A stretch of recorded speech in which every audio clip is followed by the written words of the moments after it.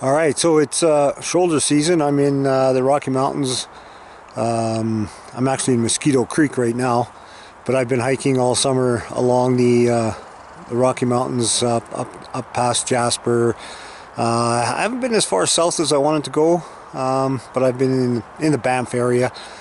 So yeah, typically I do a hike, and then when I get out, I take a couple days off, and I travel around in my car and do some car camping. And so yeah, I just wanted to show my outfit for that. We'll start with the shelter system first.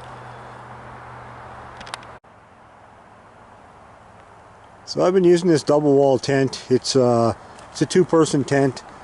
It's certainly nothing extravagant, expensive. I think I paid around $100. It was on sale. It's a hot core Mantis 2. It's a two-person tent. It's in the 5-pound range. Certainly not something I would backpack with, but worked great as a car camping tent. I would take it canoeing too, but it's done a great job for me, and I'm really happy with it actually. And all the stakes I use are these big nail stakes. All these car campgrounds are full of really hard packed ground, and rocky also, so having those big stakes to drive in works really well. The other part I use is a tarp system. I always have a tarp with me.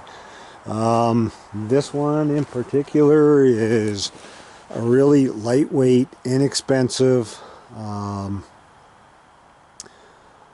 a tarp from Canadian Tire. I've never paid more than $10 for it. It's a 9x12.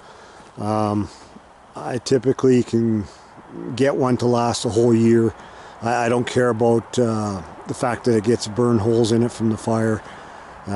This is typically the setup I use. I like putting it up over top of the cooking table right beside the fire. Everything's protected, out of the wind.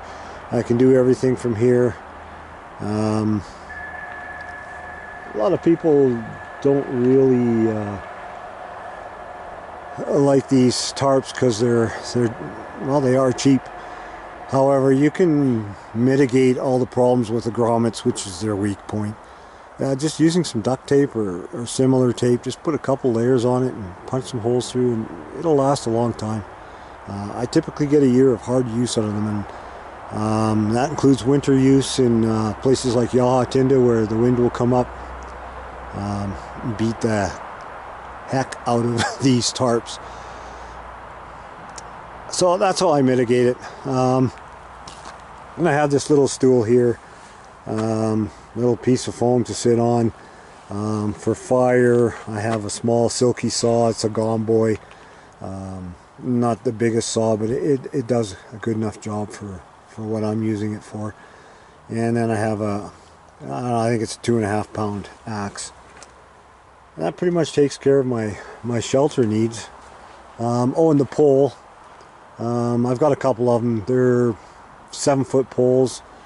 If I was to do it over again, I think I would go with 8-foot poles, but this works just fine.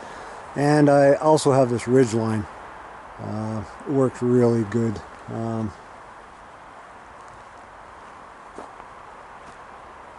So yeah, that pretty much covers it.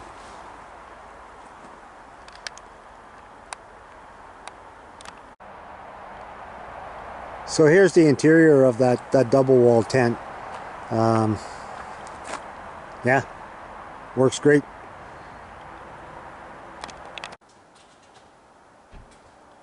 Here's my sleep system I've been using.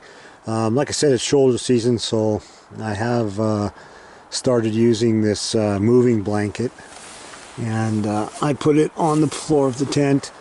It provides a little bit of insulation, a little bit of padding.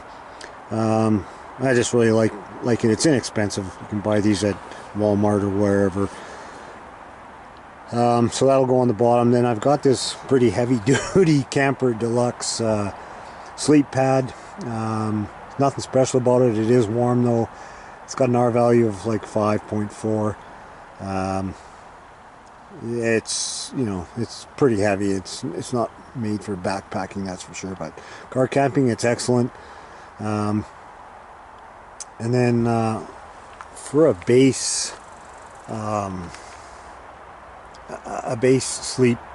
sleeping bag, I have this.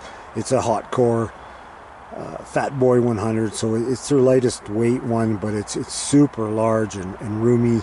I really like it. Gives me lots of space to put things inside, such as extra, supplement it with some extra either blankets or whatever, and that's what I have been doing. I've been using this red blanket. It's a wool blanket. It's just awesome inside of this Fat Boy, and I'll also, because I'm backpacking, I will at times, if it's really cold, I'll supplement it with this synthetic quilt. I made that myself. It's really lightweight. It's only like I think it's 13 ounces, and it doubles as a poncho liner. So I take it with me in shoulder season, just in case I need to supplement my sleep system out in the backcountry. So, you know, it works both ways, car camping and backpacking.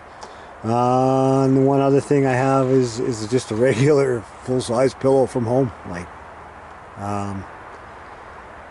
in the summertime, I went with just a lightweight, you know, inflatable one, but I much prefer this. Just a regular pillow. And the other thing I have is just a simple headlamp from Decathlon. Works well though. And a little lantern system. I usually put it in my tent, but sometimes I use it outside. So that's basically my sleep system that I've been using. Alright, I had to change cameras. Let's try this one out. So here's my cooking outfit. So this big box here is a clear plastic. I think it's around 60 liters, but it's got all my cooking utensils in, a little bit of food, some coffee, and a few other things, sugar. But yeah, it's got pretty much everything for cooking except the stove. And in the summer, I just use this small single burner. It was okay, but it's, you know, it's kind of inherently tippy. So now I've moved on to this Outbound double burner. It's okay. It was on sale, so I picked it up. Here's my food bin, and then I have a fire starting kit. Pretty much has everything and anything to get a fire going.